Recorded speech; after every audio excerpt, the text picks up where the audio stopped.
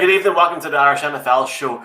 The show in Ireland that's better cracked than a late on a Friday night. Welcome into Colin. Welcome into Brian. And not last, but not least this evening, Mark as well. Boys, special guest. We've got him for 15 minutes. We're just going to bring him in. I'm presuming you're all well, yeah? All good? All good. Yes. All right, let's bring him in. He doesn't need an introduction, but we will give him one anyway. It's the king of Hawaii at the moment, Mr. Jeff Rainbow. Now the glasses are on. Here he is. Jeff, welcome in. Welcome into the show, man. How's it going?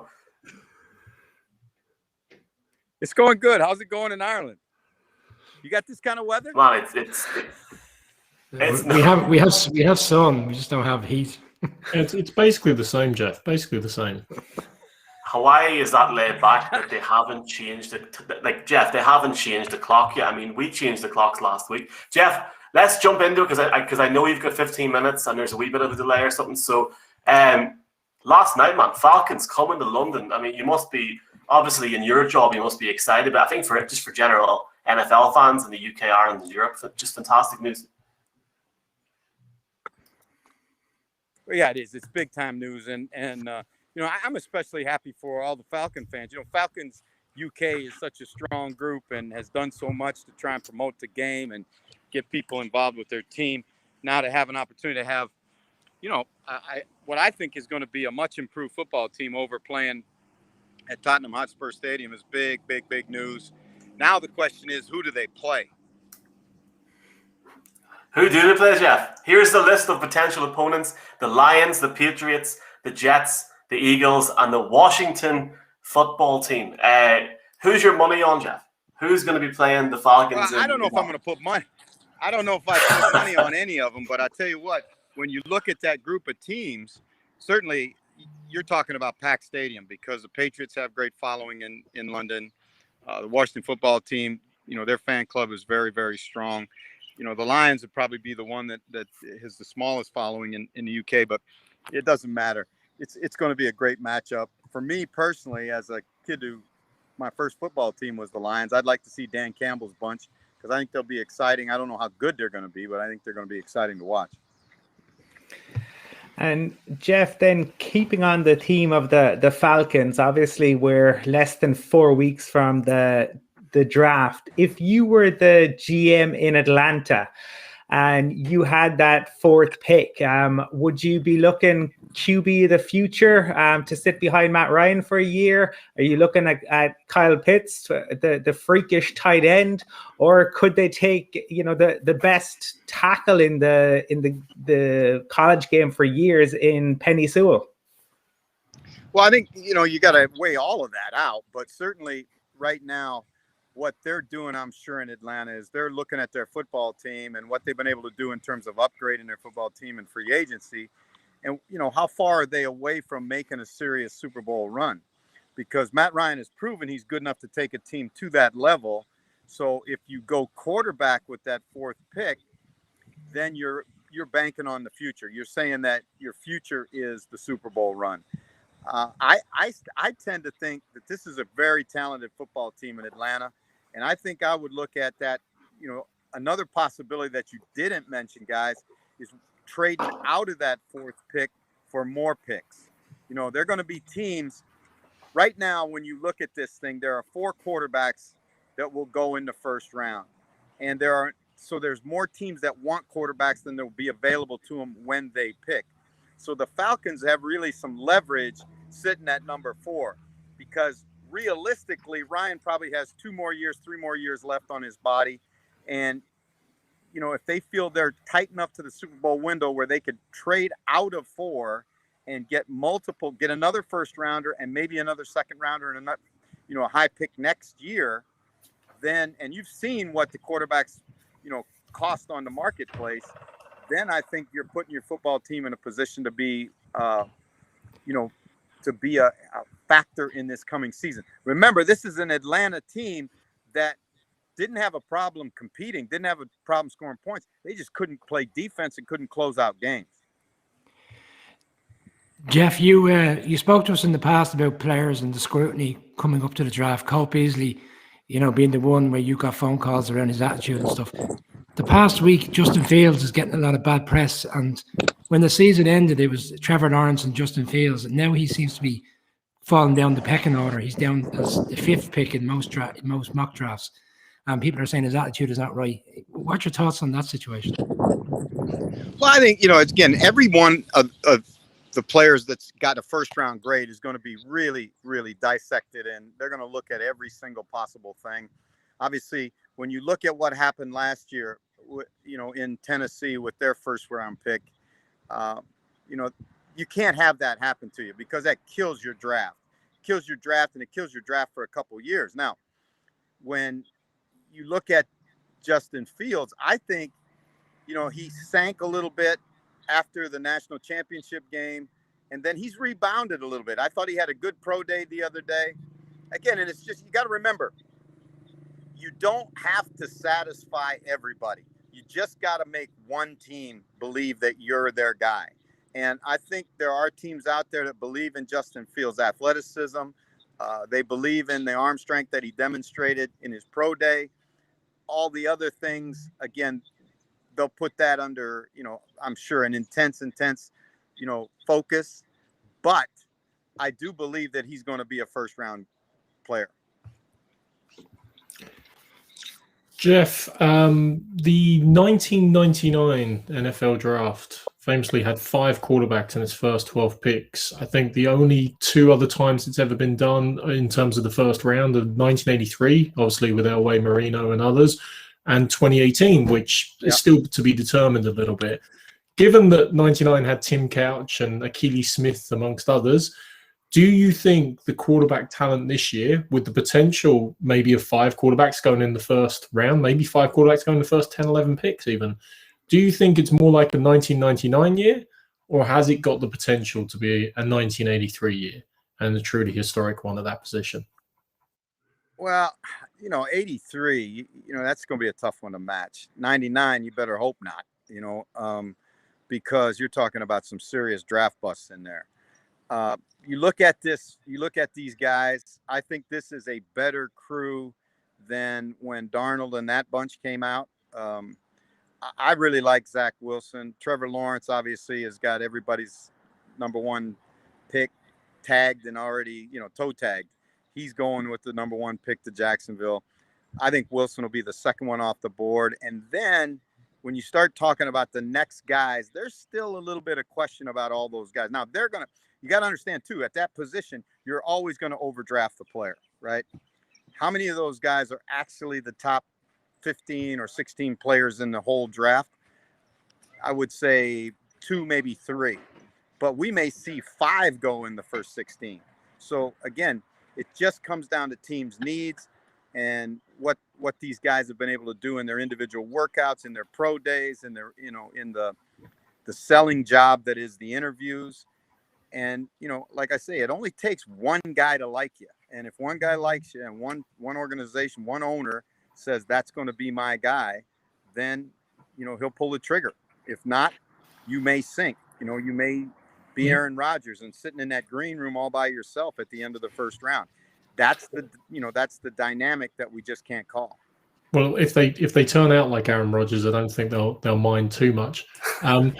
Just one quick follow-on though, Jeff. I know it's a bit old news now about San Fran, but given what they've given up, is it? I mean, I use the analogy to World War II often. A bit Operation Market Garden or Army. Is it a bridge too far in terms of what they've given up? Well, this is everybody's dissecting that 49er deal, and I thought, first of all, let's give credit to Chris Greer and the guys in Miami, because I think they did a great job of setting themselves up for the future. Like, they control their own destiny for the next 3 or 4 years in terms of the draft. Now, how they use those picks, whether they mortgage them, whether they use them, again, that's all remains to be seen. But at least they've given themselves the ammunition.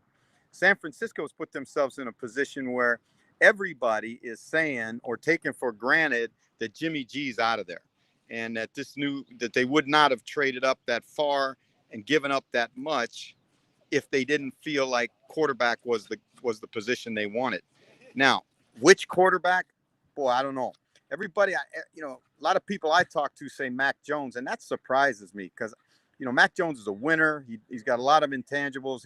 He's smart, but you're not talking about a real athletic guy. You're talking about a guy that has to do it, has to do it with his mind and with his arm, because he's not going to do it with his feet. And I think that that's not a great fit in Shanahan's offense. But, who knows? Again, they've got a plan for sure, and they're executing that plan, or they wouldn't have pulled the trigger on this trade. We're going to try a quick question each here, Jeff, before we go. First one from me. Obviously, interesting news this week with the 8-year deal from 2022. I guess for Europeans, not just people in the UK and Ireland, but for Europeans, incredible potential with these hopeful games in Germany. Just your thoughts on that, Jeff. And secondly, can you imagine an NFL game at Croke Park or at Lansdowne Road in Dublin? It would be a good laugh, wouldn't it?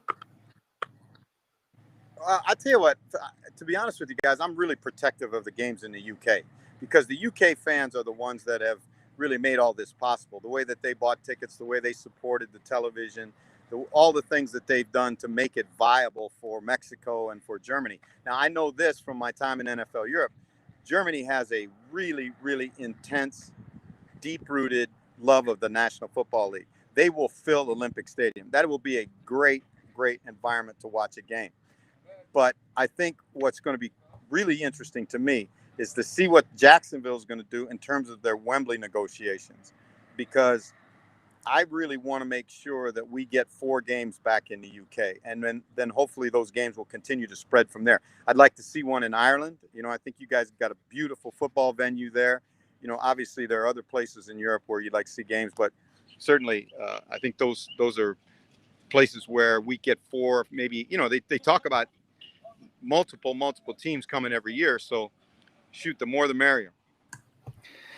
Jeff, just interested in your thoughts as a coach and having been around guys like the Bears. Matt Nagy, it's come out that he is going to take play calling duties back. He gave them away last year. Now he's taking them back. And for guys in the locker room, does that mean anything to see the coach give it away then take it back? Well, I think it means something. Obviously, the thing that when you look at that Bears situation with Nagy, giving the play calling duties, then taking them back, then giving them, now taking them back again, it's just the instability, that really makes it tough on players. Because guys, we could all sit in a room and say blue and to an athlete, and that could be 4 different shades of blue. Now it's all blue, but my shade is maybe light blue and yours is dark blue. And, so it's really tough on an offense that's struggling when there's constantly getting pulled, and every guy that calls plays calls them differently. Every guy that sets the first 15 sets it differently. I just really think that the Bears, they're making a mistake again. They need to settle into what they want to do and just go do it. Because Andy Dalton doesn't need, in his first year, and in a year where Nagy's got to win, he doesn't need the distractions. Jeff, the last time we had you on was the week before free agency started. Just interesting to see which teams you felt did really well in that period. I know it's March and April and no Super Bowl is won, but is there any standout teams based on what they did during those 2 weeks? Well, you make a good point. First of all, I'd be very cautious about winning the off season, right? Winning the off season. I mean, go back to, you remember the time the Eagles went out and they got Nnamdi Asomugha. It was an all-star team, right? And they called it that they were going to not lose a game. It was just like the dream team, the whole deal. And they were, I don't think they were 500, and I don't think they made the playoffs. So winning the offseason really just gives you a chance, right? And like Coach Vermeil used to say, teams are built in the offseason. They're coached in the season. I think you got to look at the Patriots and say they did what they had to do. They needed to get talent around Cam. They needed to address the tight end issue. They needed to get the receiver thing straightened out. I thought they did a good job. I thought Denver did a good job on defense. The question will be remaining whether Locke's good enough for them to win. You go through, and I think most of the teams have done, a good job. And that's a kind of a relative thing because, you look at Indianapolis, and I don't think they did much in free agency except getting their own back. And then they went out and got the quarterback that they think can lead them to the promised land. So, if he goes in there and they go to the Super Bowl, they had a great free agency period. If he goes in there and plays like he did in Philadelphia this year, then everybody's going to say, why? Why didn't you go out and get somebody else, So again, it's all speculative right now, but I do like some of the things that have gone on. Like I said, I think Buffalo's done a good job, as they always seem to do. New England did a good job. The Patriots have done a good job, and some of it is letting the right guys go, and keeping, look at Tampa Bay. What an incredible job of keeping a team together after the Super Bowl. That's hard to do. Again, toughest job you'll ever have in coaching is the year after you win a championship, because everybody's got their hand out and everybody wants to take a bow and everybody wants to be told it was because of them. Jeff, I love you harking back to that infamous Eagles team. Actually, I mean, when your backup quarterback, I think it was Vince Young, dedicates you as the dream team, that's never a good sign. A few months out from the season, of course. I want to bring you back to the draft, though, Jeff, because actually, dwelling on that '99 draft, it was three quarterbacks went. Then you had Edge James, you had the Ricky Williams trade, the infamous Ricky Williams trade, obviously of the Saints, and actually it set a record of the latest pick for any defensive player. It was, of course, the man from Michigan, Champ Bailey, went in the first round to Denver Broncos. But this draft kind of feels the same. It feels like there's an over focus on offensive players. Even when you get past the quarterbacks, it's Pitts, it's Devontae, and things like that. For you, and given what you've seen so far, let's focus on the defense a little bit. Like, who do you think are the three best defensive players out there? Because there's a chance these guys can slide to teams that really need that defensive help. Well, I'm going to tell you, if you want my answer on that one, you better watch Coffee with the Coach every Tuesday, because we are stacking our defensive board right now. And we stacked the defensive linemen. And I'll be honest with you, Christian Barmore, he's a good football player, right? But I'm going to tell you that defensive we looked at the defensive tackles, and the defensive tackle is not a deep position. There's about maybe two guys that'll go in the first 2 days, in my opinion, unless they're overdrafted. And, obviously I think Surtain, and you look at the secondary, that's where the strength of the draft is to me, on defense, is in the secondary. There's some edge guys that are good players, but this is an offense heavy draft. It's a draft that's loaded with receivers. You've got 3 or 4 guys, tackles, that have the potential to be first rounders. Now they may get pushed out of the first round because so many quarterbacks are going to go. But see, that's another thing. Everybody's all enamored with the first round pick, right? Well, sometimes guys get pushed out of the first round that are really first rounders because there's a run on guys at another position. So let's say 5 quarterbacks go in the first round, right? Well, so now we're down to 26 other picks in the first round. Well, you got to be a really, really, really outstanding player now to be a first rounder. So some guys are going to be second round picks, which is going to cost them money. And teams are going to say, well, he's just a second rounder. Well, he had first round grade. That's the most important thing. How many guys have first round grades? And I would say to you, on defense in this draft, there are less than 10 guys who have first round grades. Jeff, I know you needed to go just very quickly, man. A couple of things here. Marion from the west of Ireland says hello. Colin says, looking at Jeff, I want to move to Hawaii. One guy said that Croke Park isn't good enough to host an NFL game. We'll talk about that after. And then somebody finally said, Jess Steed, let's go Jeff and Neil in a bar in Dublin called Copperface Jack's. Book it. And finally, Jeff, for everybody watching, you can catch Jeff Tuesday, 8 p.m. He's got Richard Graves on. Not Robert Kraft, but Richard Graves.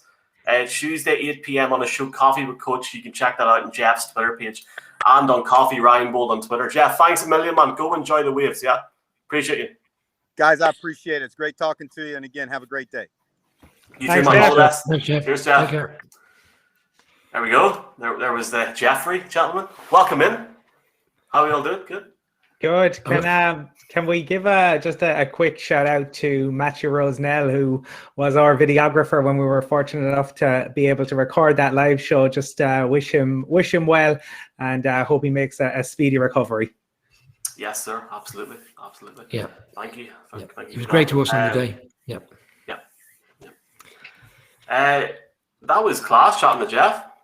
I felt I was in good form before I saw Jeff in the sunshine and enjoying living it up, and we're here at 10 o'clock in the lockdown.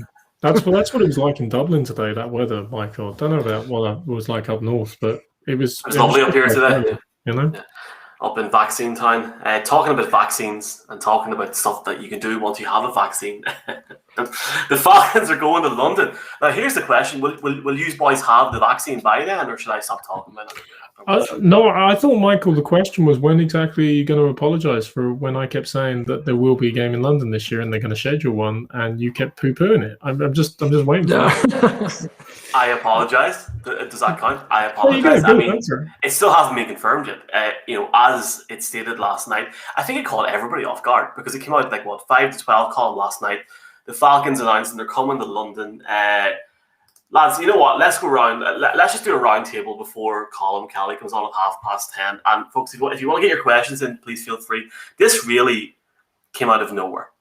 Any source that I spoke to, boys, talked about the fact that usually the teams would know by December, January. I know it's a different year, but this came out of nowhere. Colin, who are the Falcons going to play in London? For me, I'm going to say the Eagles. I'm hearing whispers this evening that Philadelphia are the team that they're playing in London and that they've heard.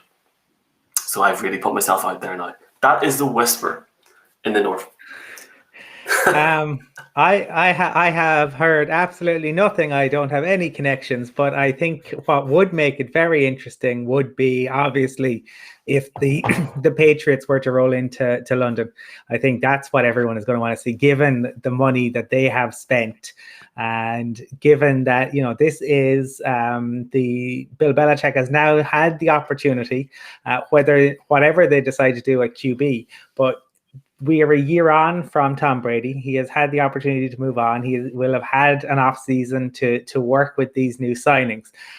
It would be fascinating to see how that will go, and it will be interesting to see what the Falcons do with that number 4 pick, because obviously, look, last year they were terrible defensively, but they with Julio there, if Julio can get fit this offseason, they obviously offensively are a very strong team. So I think whoever comes, it should be an entertaining game. Brian, it was announced the other day that, it sort of leaked the other day that one of the games that was supposed to happen officially last year was Miami against New England. Do you think New England gets over this year? I don't, because New England would sell out any year, and if there's a risk that the stadium will not be full, and bearing in mind the new rules where you come once every 8 years, I don't think they would run the risk of bringing the Patriots in a situation where they might go ahead with the game and it's only 60% of the crowd full, and they lose out on the opportunity to have a full house with the Patriots here. So no, I think they would shy away from the Patriots on that side of things. I think whoever they pick, the game will sell out, whether it's full or not, and I think they would probably look at the scenario like the Lions potentially coming over. The Eagles is a good shout, but we're all kind of waiting to see what comes in the schedule. It's not coming out as early as it normally does. They've left it to mid-May this year, so we'll have a lot of back and forth before we really know. But I don't think it'll be the Patriots. So I think they'd run the risk of not having a full stadium, and then we won't see them again for 8 years, which would disappoint a lot of people who would love to go to the game and can't get a ticket because of COVID reasons. Mark, do you want to put a ballpark on what the figure is for the attendance being allowed? I mean, it obviously stated that last night. They're really trying to keep it, and it's understandable. You would have to speculate half attendance would be the minimum. I know I'd go higher. By that stage, the UK and the US's vaccine rates are going to be through the roof. So I'm actually... Look, the Premiership is actually going to tell us more than anything in terms of how the government reacts to opening up the Premiership and open up stadia in that regard. So we'll know clearly from that. I'd go higher. I'd go 75% with some degree of COVID controls. On the team, you could make an argument saying, well, Michael, nobody's heard anything, so clearly it must be the Patriots because nothing comes out of that place anyway. But I actually would say, if I'm looking at it logically, I would have to say it has to be an NFC team. because otherwise you're giving the Patriots a pretty much unfair advantage, because this year then they will have 9 home games, 1 neutral site, and only 7 true away games. Whereas the Falcons, of course, are only going to end up with 7 home games, 1 neutral site, and 9 away games. So they've got a messed up schedule, and that's the beauty or the curse, depending on your point of view, of the 17th game. So if they do play the Pats or the Jets, both AFC teams, they will have a uniquely favorable schedule beyond all time. So my bet would be more towards the Eagles and the Washington football team because of that. It does seem I would hedge mine on the Eagles, just from what I've heard this morning. I'll tell you boys off air, and I'll tell everybody else after, because I see Brian laughing already. You know what we're going to do? Once we chat to our next guest, and we'll do this before the end of the show, we're going to have a very detailed discussion. We got a good comment there saying that Croke Park wasn't suitable for NFL game, and I think it's good. I think we need to discuss the 8-year thing. We had a chance to talk about it in a 5 or 6 minute video. I think it would be an interesting conversation after. But we're going to bring in our next guest if he's ready to give us a thumbs up. Hopefully he's all good. Happy days, right? Colin Kelly, you can get him on @OvertimeIreland on Twitter. He's the host of RotoViz Overtime. Colin, I think you're in Donegal, so I'm presuming your Wi-Fi is as good as mine. Welcome into the show, and I love the top. Hey guys, I thought I would represent the county colours here when we're jumping onto the Irish show. So thanks for having me. You're very welcome, mate, and it's good to have somebody more up north now. I'm sort of thinking myself after this COVID cracks over, it's going to be hard, Colin, getting these boys up around like Derry, Donegal direction for a meetup. I mean, I can already see Mark's face there. Like, I don't know. I happily do it, but it's just these boys. I think when people start to come up towards us, they get nosebleeds when they start to come up this part of the county or the country. So let's hope they'll all come up and join us maybe. I like the Johnny Gaul tap. I could see Michael Murphy in as a wide receiver or a tight end probably. He certainly has the ability to go up and get the ball. Colin, can you talk to us a little bit about like how you first came to love the NFL? To be honest, wearing this Donegal jersey was a bit of a fluke. I had a shower about 2 hours ago, and just by chance when I was coming down the stairs, this top had been in a press for kind of a thing that we did about a month and a half ago related to Donegal, and hadn't had it. My wife actually lifted it out of the kitchen press today where we had it sitting. Not a normal place to have your jersey sitting, but obviously not much Gaelic happening at the moment. But it just happened to be sitting at the bottom of the stairs, and I thought this is too good of an opportunity to pass up. And it works well into this story because you'll see behind me there's some different Packers gear up, and I'm a Green Bay Packers fan, and a lot of the time it'll come up, how did I become a Packers fan? And one of the most simple reasons was because of the colours of the jerseys. Blends in well with the Donegal county colours. That was the first reason. I can't really give you a definite reason how it all came about. I remember watching, Sky obviously expanded their coverage, probably around 15 years ago now, but it was one of those things. Sunday evenings, I used to play a lot of soccer. I'd come home after a game on a Sunday, I'd be absolutely shattered, and it would be a chance to kind of sit down and watch the TV. Usually if you're playing, especially in a big county like Donegal, you're going to be traveling quite a long distance to play some of the teams, so by the time you got back, the soccer was kind of wrapped up, and then just happened to be that the NFL happened to be on. For whatever reason, it caught my eye. Couple of Super Bowl parties later, usually that's how most people get into it, it's the Super Bowl parties and having a good time, and then it just kind of expanded from there.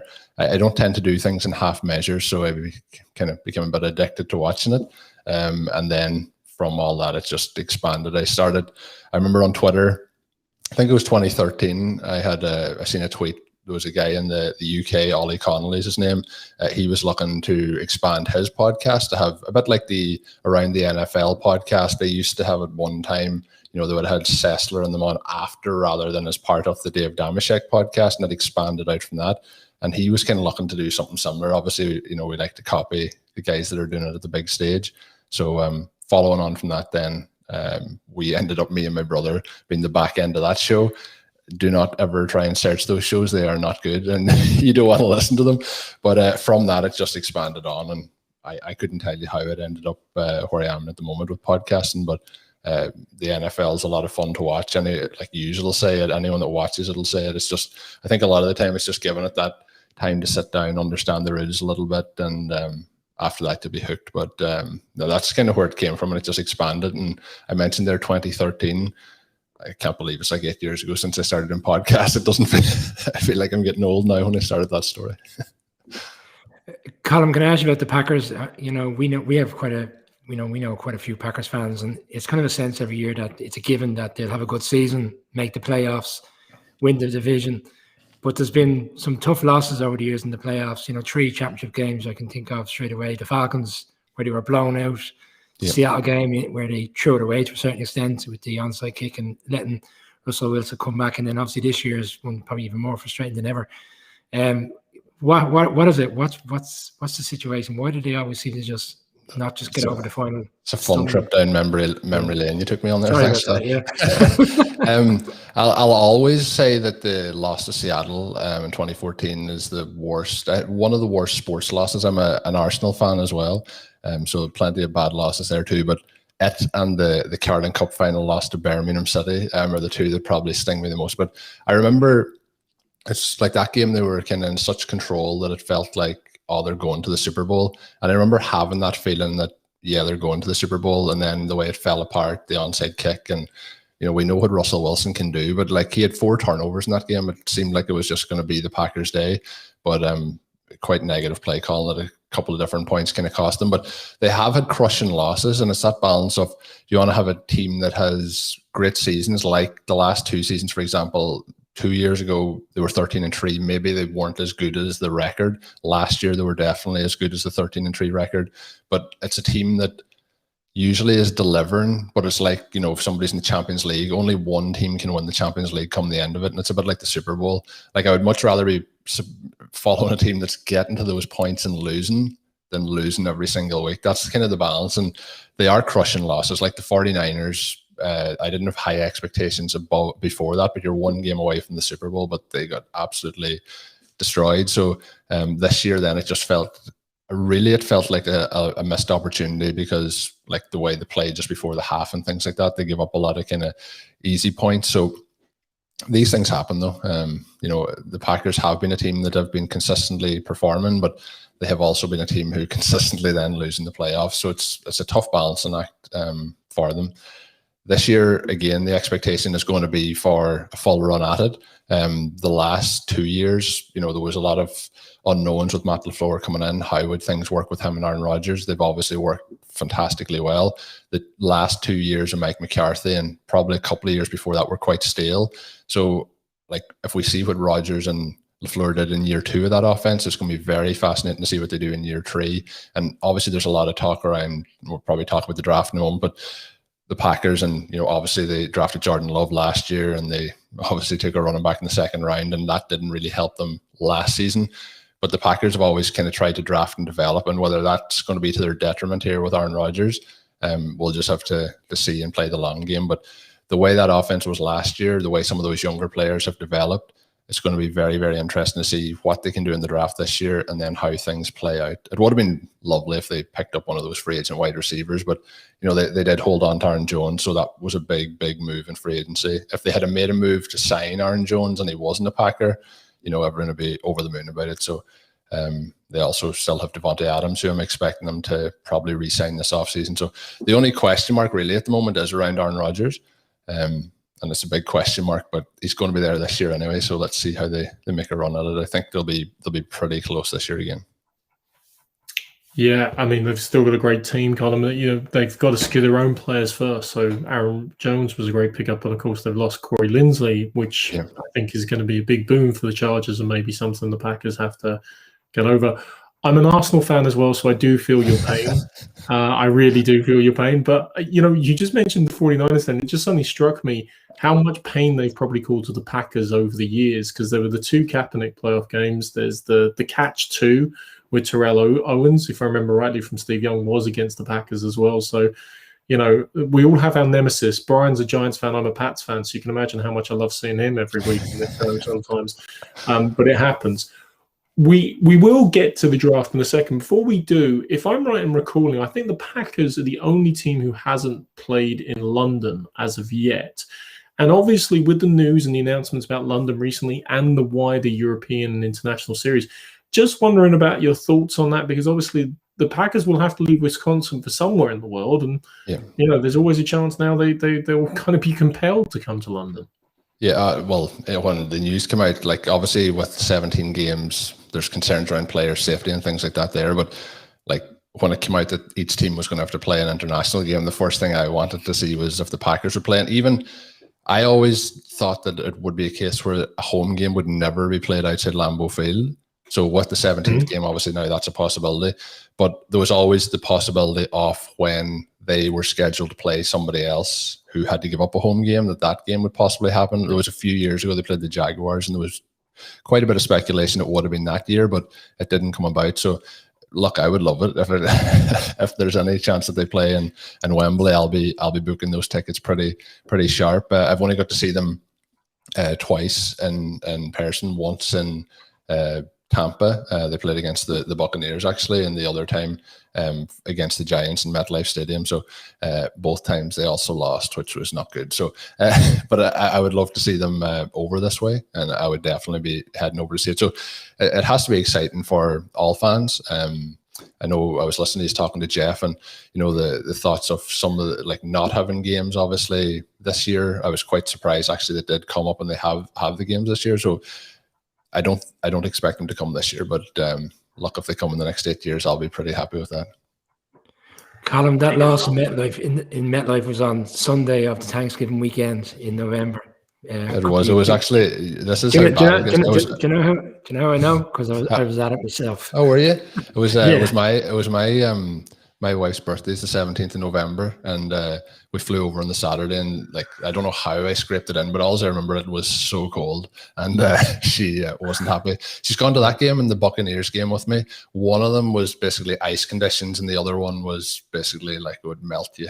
So there was both sides of the spectrum, but I think I've lost all opportunity of getting her to a third game, I think. A Sunday night in November in New York is quite cold, yeah. It's quite cold. And we were quite far away from the field. And if I am to remember, I think it was Scott Tolzien was the starting quarterback in that one as well. So thank God we have Aaron Rodgers back at the moment. If it helps, Colin, I'm 0-4 with my team. Okay. We'll not talk about that. They always say fifth time lucky. There's a couple of comments here for you. There's one from Marion. Marion, sorry I couldn't get your question in for Jeff, but he had like 15 minutes and he stayed for 20, so I feel really bad. Colin, you pure lad, Green Bay and an Arsenal fan, heart-wrenching for you. And then Colin says, if Colin thinks he has it rough for the Packers and Arsenal, try the Raiders and Spurs, and a load of crying faces. Let's move away from it, because I feel like I could ask you questions about Jim McGuinness and Seamus Coleman and stuff, but we'll keep that for another show. But can you tell us, and maybe people that are watching that haven't heard of you or haven't seen your Twitter before, just what you do, and just, obviously, do you do like an NFL podcast daily, weekly, monthly? So it's all my podcasts now are based around fantasy football. I do it with there's a website that I work with called rotoviz.com. I actually run the podcast kind of network for them. So there's, at the minute it's the off season, there's a couple less shows at the minute, but probably 5 to 10 shows a week at the moment, but we would have 10 shows a week during the season. I do a podcast called Rotoviz Overtime. We do that twice a week. As part of the content there. So it links into the articles on their website. The website's very stats based and analytical kind of tools and that for fantasy football. So anyone that's interested in fantasy football, I would recommend heading over. In terms of the Twitter, I go through spells of trying to up my Twitter game, and then I go through spells of thinking that Twitter is a difficult place to spend time where you want to be pretty positive. So it goes up and down. But the one thing you'll always find there is if I do have shows, I'd like to be able to find them. But all NFL fantasy football podcasts. So anyone that's interested, like I don't know what you guys, I think a key way for people who are kind of on the fence about watching games is if you have players then on fantasy football teams. If you're playing, even, and some people will be playing maybe just DraftKings or that in daily fantasy football, but when it all comes down to it, when you have some players and you're watching Red Zone and you see those touchdowns rolling in, it becomes quite a good watch along, and that's how a lot of people then get into watching it. So look, some people fantasy football isn't their thing, but I know with fantasy Premier League and things like that, there's a lot of people playing that. But fantasy NFL, I think with the way you do like the season drafts and you're the only person in your league that has that player, I think adds a lot to it rather than every weekend you can pick your own players. I think there's a lot of fun to that aspect. It's like a gateway drug, Colin. Well, that's the nice way, or that's the hardcore way of putting it. Yeah, but it is like once you get into it, I think it just like you start going down this rabbit hole of like I like this, and then you find another format, and then like I often will say, that's it. I'm having no more dynasty leagues. I'm not having it, and then all of a sudden somebody says, "Look, at this is one here, and these people are playing it. Are you interested?" And then all of a sudden you're in another one. So it can be hard to say no sometimes. I suppose tangentially to that, it's like that the old school RTE broadcast at the end of the night. But tangentially to that, like when drafting in fantasy can very often be a bit like drafting in the league, where you think a player is going to do X and then that doesn't quite work out. And I'm thinking last year around, Henry Ruggs, CeeDee Lamb, Jerry Jeudy, these were the stars. They were gonna set the NFL alight, and then Justin Jefferson shone brighter than all of them. Yeah. In terms then of this year's draft, as somebody who is interested in the game and obviously looking ahead, is there anyone that you're looking at in the draft who maybe is flying a little bit under the radar at the moment, who you think could really be a star in the league next year? I think this upcoming class is like, it's possibly as strong, if not stronger, than last year's class. There's a couple of running backs in it that are quite interesting, but there's a couple of wide receivers who really, I think, will take that. Like we're kind of spoiled over the last, I would say, 3 years in the NFL of these younger players coming in. Like there's some guys last year who would have been in their second year, and then there's some guys that come in as rookies who have really stepped up to the plate.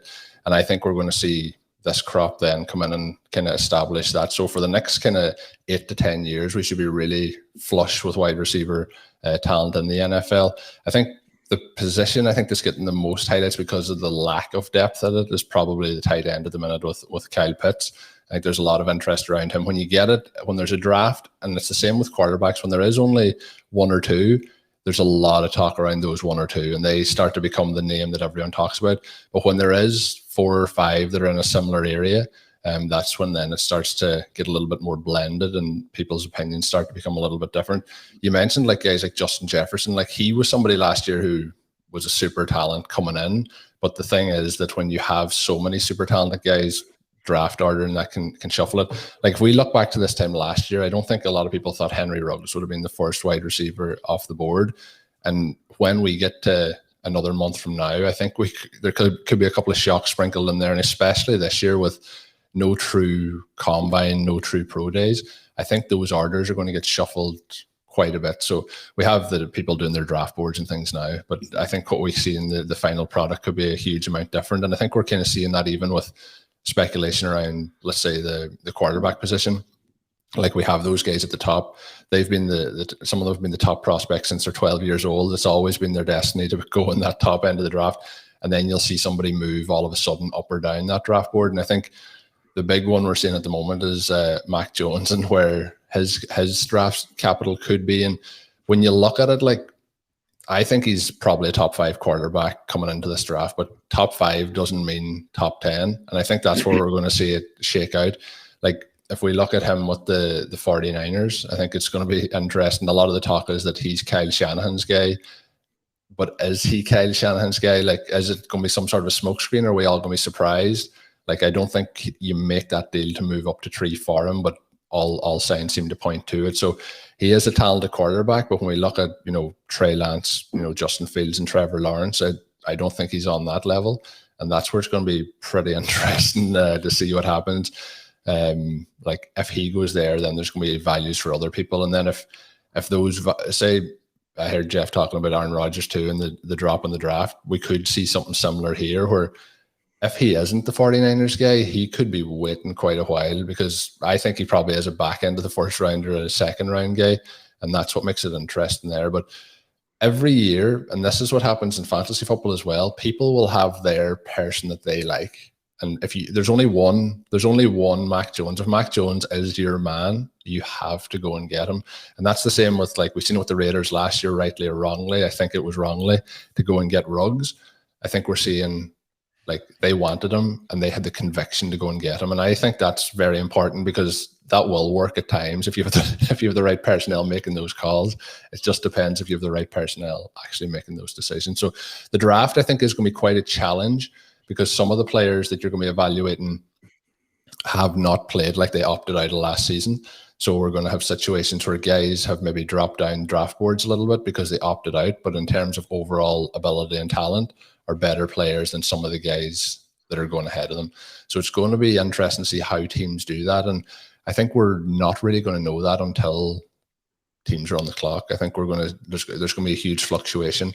I think it's going to be like there's players this year, I think, that could possibly be, let's say, a third rounder who are just going to go undrafted, and there's players who would have went undrafted who'll go in the third round. There's going to be that much of a influx, and because if one team's at a pro day and sees somebody that they mightn't have seen before and, you know, falls in love with them, that just shakes everything up. So it's going to be fascinating. My speculation around draft landing spots this year is I'm having a very, very open mind.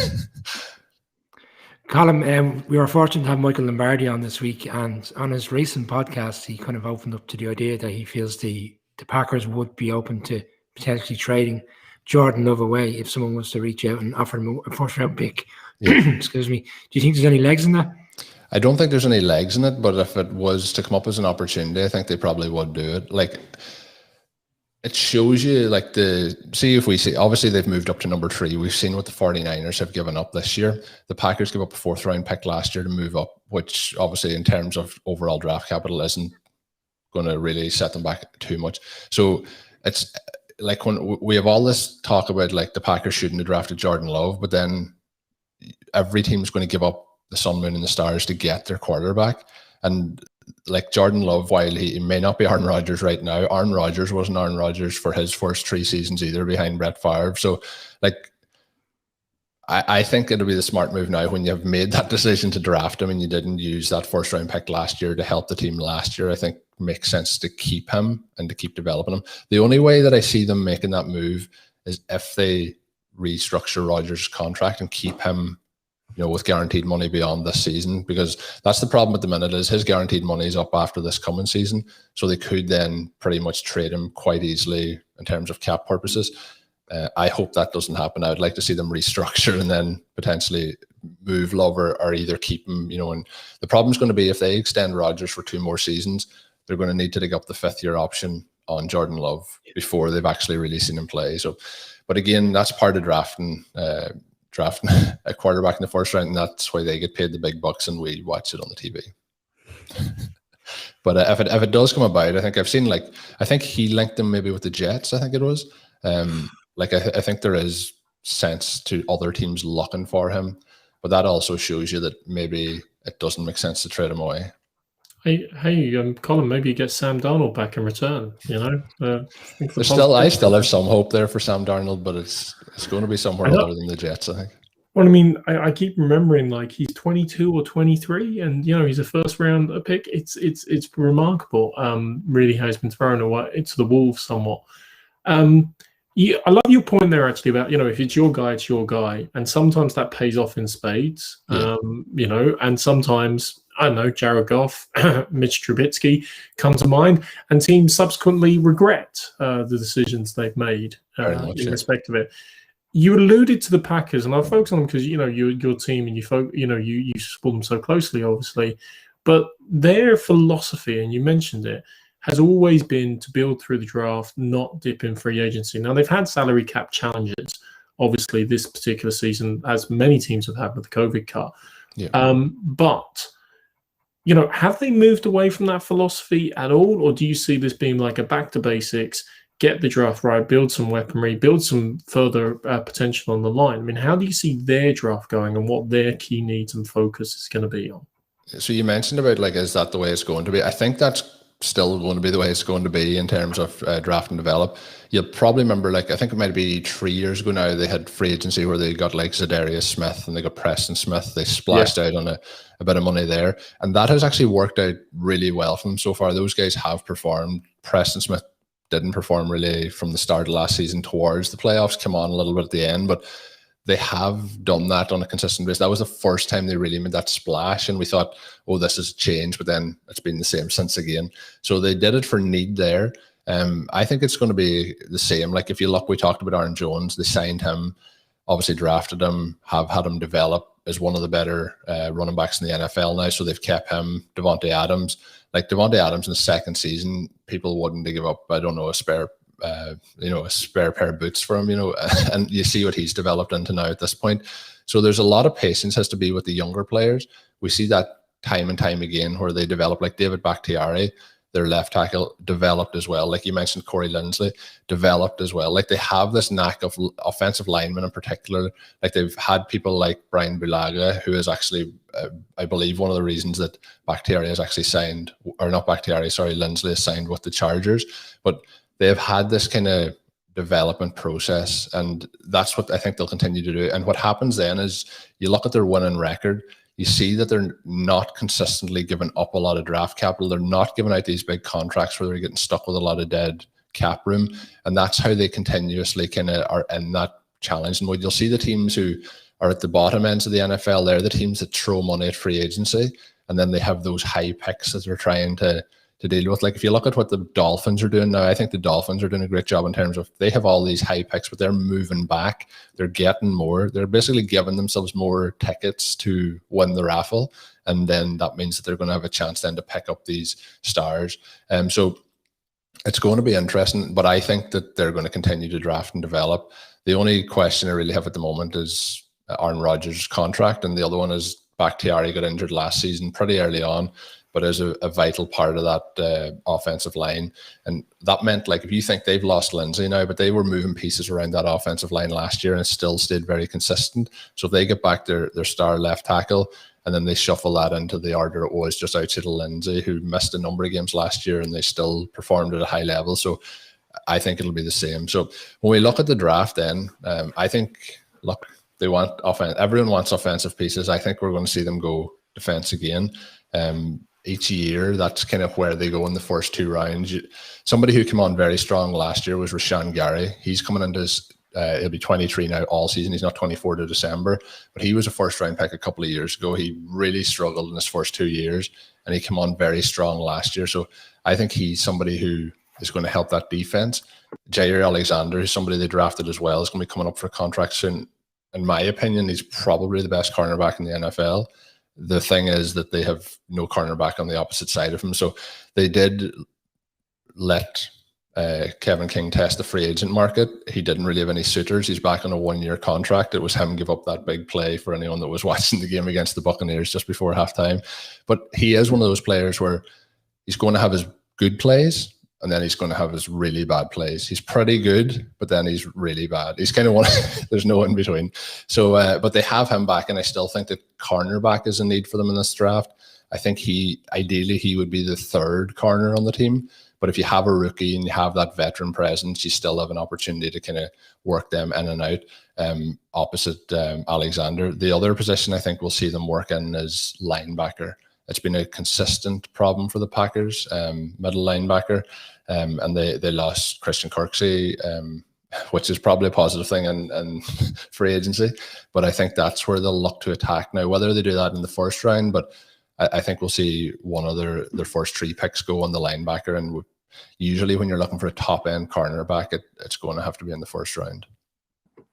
You mentioned Bakhtiari. Just always my favorite stat is he got pipped by Trent Williams by 10 grand for the highest paid contract per year. Yeah. And he called him a cheap or a petty ass person, I think, on Twitter, just as a bit of banter between the two of them there. Well, both of them, I think, are doing pretty well financially, so I think they'll be okay. But I think Trent Williams, that was the thing at the end of the contract, was just he wanted to be the highest paid left tackle, so they just tacked on a couple of dollars just at the end of it. Colin, it's been great crack, honest to God. Hopefully we can get you on again soon, even before after the draft. If anybody watching this, obviously follow Colin at Overtime Ireland. Colin, I promise you, if not this year with COVID, next year, these boys are getting the bus era into Letterkenny. and we're going to meet up in Derry or Donegal. Maybe Derry, because Donegal. I'm in Tyrone, so it's no. If I go to Omagh, you know what? We'll do it in Donegal. We have to change all our currency if we want to go into Derry. Thank you very much for that. Appreciate that. I do think if we, I do think though, it'll be pretty cool. Obviously, this year Super Bowl parties weren't a thing, but I think like trying to get some sort of big Irish party is going to be pretty fun if we get something like that over the next couple of years. Definitely, sir. Definitely. Appreciate your time and enjoy the build up to the draft, man. Thanks a million for coming on. No problem. My pleasure. Thanks, guys. Cheers, Colin. Cheers, Colin. All the best, mate. Yeah, that was great. Good to have somebody from the North on or from Ulster, boys. Good crack. Appreciate the Donegal man coming on. Good crack. Thanks a million, Colin, for coming on. Lads, we're going to try and use the last 10 or, Brian, Mark, these boys okay to stay on for 10 minutes, yeah? Yeah, we're fine, yeah. No pooping on the side. There's a couple of comments here. Somebody made a comment earlier on, and I'm still laughing at it, just internally. Can we have a whip around to buy Colin some AirPods? That's from Frank Bergen at Jeff was on. Oh my God! Good crack. He's had worse than that, yeah. So yeah, I mean, but he can't use AirPods when he's trying to do air traffic control. So yeah, and that was Colin as in the boy under me. Don't worry. yeah. The way it was before he called him. Colin. I don't know. He hasn't really. He's not saying much about it. So anyway, right, we're going to get into this because we're 57 minutes into the show, and we can talk about this because it's 3 minutes to 11 o'clock on a Friday night. Boys, the other night there was rumors going around. We knew for weeks that the owners' meeting was this week, and suddenly it comes down that there's 2 games in London contractually. Obviously, different games can happen. There's 2 games in London, a game in Germany, and a game in Mexico or overseas. Now you can imagine, and Jeff said it earlier on there, you can sense it. If you are a UK-based NFL fan, or hell, even like something in Ireland, because you can fly over to London pretty easy, that might irk you because it's usually you're used to 4 games, hell 3 games max minimum. And it's just an interesting concept. And maybe just go around and chat about this in a second. But it's a very interesting deal for the NFL. It's going to be interesting, lads, to see. Will we see a game in London over the next 10 years? Or sorry, in Dublin. I'm sure we'll see a game in London, but will we see a game in Dublin? I mean, will Tom Brady be in Croke Park? Look, that's it. I've got the graphic. I mean, if Tom Brady's playing in Dublin, it's going to be about 55. I mean, literally. But I was thinking as well, if it happens and if we're at the Aviva, I had to put that up the other night. It's going to be good fun. There might be more touchdowns scored than goals in an Ireland game. That's right. When I saw that photograph the other night, I just didn't understand why Colin had taken Andy Dalton's quiff with him. But more so, boys. Perception, diversity, inclusivity. I'm thinking, let's have Taysom Hill at Ravenhill. Let's have it at Ravenhill, and let's have Frank Mitchell MC it in the week that it is. And let's do it. Thank you very much to Frank as well for the memories. But lads, we'll start with you. Just your thoughts on this 8-year deal. For me personally, unreal. Because I can't see the Jaguars having, and not unreal. It's unreal to anybody outside Ireland. It's hard to believe because I can't see how, personally, in the short term, when Mark goes away, I can't see how London gets 4 games. Because if why would the Jaguars with Trevor Lawrence, Urban Meyer agree to 2 games? I can't see it. Well, a couple of things. I suppose the only reason I could see Tom Brady, coming over is to battle it out with Johnny Cooper over who has the most championship rings at that point in time. The Jags one is interesting because obviously, look, Khan tried to buy Wembley and they said no when they should have said yes because it never made sense to me from the beginning. England has incredible football stadiums all across the country. If England had gone basically on tour, they'd played a game in London, either at Arsenal or Spurs, gone up to Newcastle, gone to Manchester, it would have made way more sense. It's what they do in Germany. allows fans from all over the country to see it. They could have landed Wembley off to Cannes, and they could have still got it back if they really wanted to use it occasionally. Now Cannes holds all the aces, right? Because he does have shiny Trevor Lawrence on a 5-year contract, and he has Urban Meyer, who will be shiny for 2 years before he goes off someplace else. But it'll be a hell of a lot easier to sell those tickets in Jacksonville all of a sudden. So Wembley are going to have to make a serious offer, I think, to bring the Jags there. They may be willing to do it because given COVID has killed concerts, Wembley's got to be hurting. So they may well do it because the Jags will sell it out if they do come over. I think clearly the NFL have a plan to grow and expand the game. I think it's fantastic. As Jeff said, that the game in Germany should be amazing. I do think you will see games, over and around the world over the next kind of decade or so. I wouldn't be surprised if you were to see a game in Rio. I wouldn't be surprised if you were to see a game in Tokyo.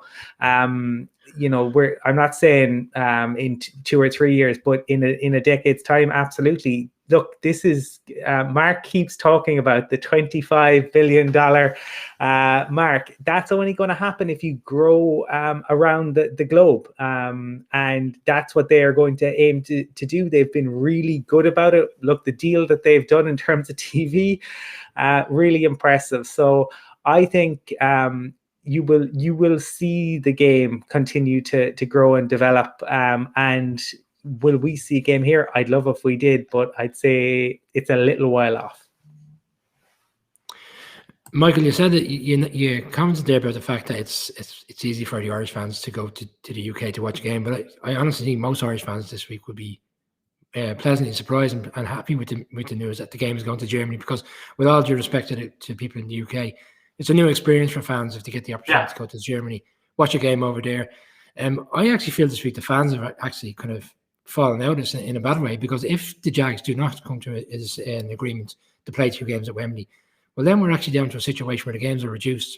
And from my point of view, and I imagine you would agree, your first protocol would be to go to the game in Germany. I'd imagine they'll have some kind of rule of thumb where 70% of the ticket allocation goes to German nationalists, and then the other 30% are sold at a later date, which then, you can imagine the scramble to get a ticket for that game, which then follows you back to going to a UK game. And if there's only 2 UK games, with still the demand for people to get tickets to go to those games, again, less tickets, more people wanting to go to the games, people fall out. So I don't think this is actually the fans have come out the right side, unless the Jags come up with something. And that's why I think the NFL potentially already know that there is something in the offing at some stage to throw it back to the fans that they will still get the 4 games in the UK. But it's up in the air. As for the Ireland thing, by the time the Ireland game comes around, it won't be Tom Brady that you'll be putting on the screen grab. It'll be someone else, someone that we probably hasn't even come into the league yet, because I don't believe we'll be seeing it for at least 5 or 6 years. Brian, it could be Benjamin Brady, Tom's oldest son. You never know. It's all possible. Marshall Manning at Davis Stadium playing the San Antonio Texans. And the good thing is we've all lost a bit of weight in that photograph, so we'll be. Jeez, I've lost about 20 stone, to be honest with you guys. You look very happy in that photograph, Brian. I was going to say, you look very. I'm watching Red Zone on the monitor, you see. I will just say 2 things on this really quickly, Michael. Number one is, you remember how London ended up ultimately getting games, and remember how Mexico and the Azteca Stadium have ended up ultimately getting games. They started with preseason games. So you're asking the question, will there ever have an NFL game in Ireland? Well, let's start with a preseason offering. And yes, there's only going to be 3 preseason games now with the 17-game season, but that's almost how you build it up. That's almost how you establish it. Ireland and the Aviva have proved they can hold American football games. We've had the college game, and the College Bowl is due to return in due course again. Obviously, highly improbable it's this year, and I can't remember if it's been called off officially or not. But it's called off. Was it called off? Yeah. So that will come again. But that's the way to evolve it. That's the way to evolve the story. Can I see a world where, hey, the Pittsburgh Steelers would love to play in Croke Park or the Aviva, or the New York Giants would love to play with the Irish American connections? Of course they would. This is inevitably what's going to happen. Now, the second point is, and Colin alluded to it, the growth of the international game. Alistair Kirkwood, we all noted, left NFL UK recently. Huge kudos to him and the whole team there on what they accomplished over the period of time that he was in charge there. We now take it for granted that we have London games. Bear in mind, the first London game wasn't until 2007, and the New York Giants, of course, played the Miami Dolphins in a god-awful game, to be fair, in a bit of a mud bowl. But they still plowed ahead. They continued to establish it. They continued to sell it to the US, and they continued to build the game here. And now what's happened is they've gone through an evolution. Now they've got Brett Gosper in place. And you talk about vision on a wider sense. Formerly the CEO of World Rugby, he'd established a World Cup in Asia, which people didn't think could happen. Not only did it happen, it was a huge success. He brought rugby back to the Olympics. He is going to bring this wider European view, this wider expansion internationally. And yes, could that be good for the game and potentially growth in Ireland and maybe get a game at some point? Yes. Does it mean it's going to become less UK-centric? I think inevitably, yes, as well. Hopefully, if that does happen in terms of being a UK-centric, hopefully it still works out for UK fans in the sense where they still have a few games and obviously the channels, etc. Maybe more NFL UK live tours and stuff like that there. For me, I think a game in Ireland is inevitable at some point in the next decade. I really do. I don't think the UK fans would be opposed to travelling over to Germany either. You know, people are saying, of course, UK fans are going to be disgruntled. They'd be delighted to have an opportunity to get out of the UK for a weekend and then go and experience something different for a weekend. So I think everybody's the winner in the sense of the game being in Germany, as long as we can get tickets. But we're the Irish NFL show, so Michael will have that boxed off. We'll be doing the show. I would put money on this, boys. I would say the first game in Germany will be an absolute beezer. There is no doubt about it. The Germans are in for a treat.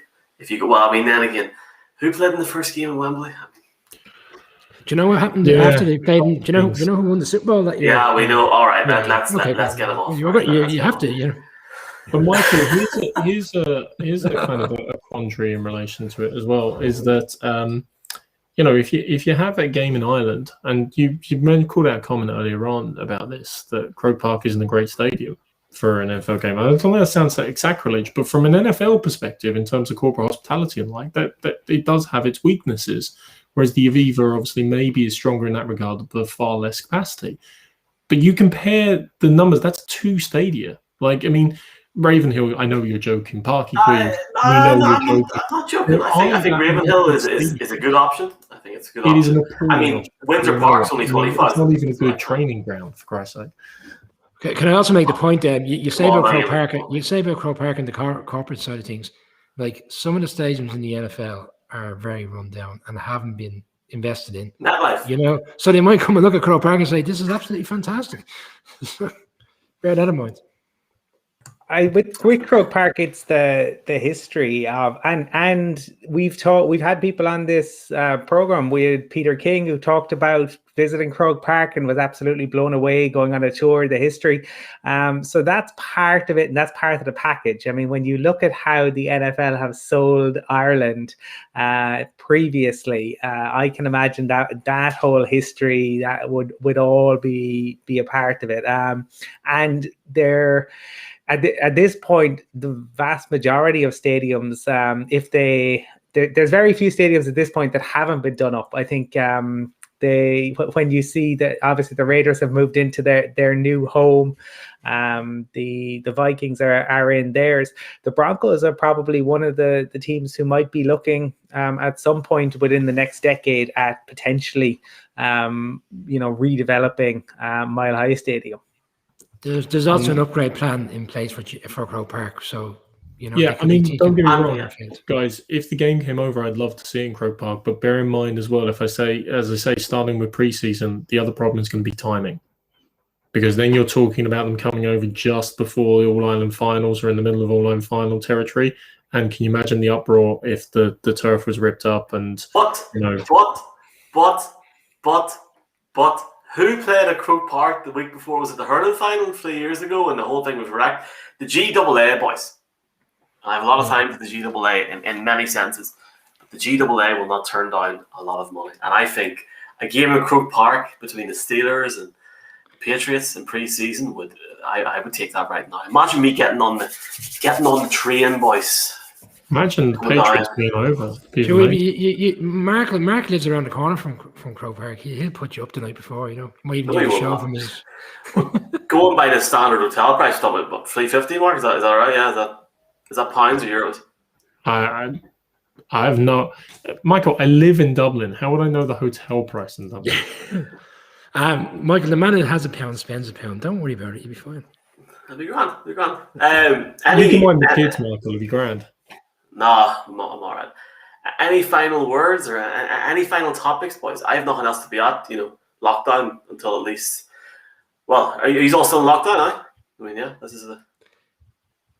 Well, just on because Brian was mentioning it earlier, the Justin Fields stuff I think is really interesting because they've had to row back on that, and part of that is a backlash that came out about it. And some of this is, look, we're in lying season, and you never know what's true and what isn't. And a few years ago, there was a report that came out about RG3 and how RG3's attitude wasn't good. And then there was pushback immediately about that and how that was all wrong. And well, you know, as we sit here today in 2021, so what you hear and what gets pushed back on, I think you never know what to believe at the moment. And so it's really difficult to know. And I think that will be one to keep an eye on. Teams are trying to get guys to drop and fall into their laps. Yeah, lies, damn lies, and statistics, or lies, damn lies, and rumors at this stage. Gentlemen, it's nearly Saturday, so we should wrap up. But before we wrap up, please tune in tomorrow when we have a very special guest with Michael Lombardi joining us on the Irish NFL show. We should be going out live tomorrow night. Until then, I bid you all a good night and hope to see you tomorrow. And take it easy, everybody. Thanks for joining us. God bless. See you tomorrow night, boys. See you tomorrow night. Take care. Be good. Bye-bye.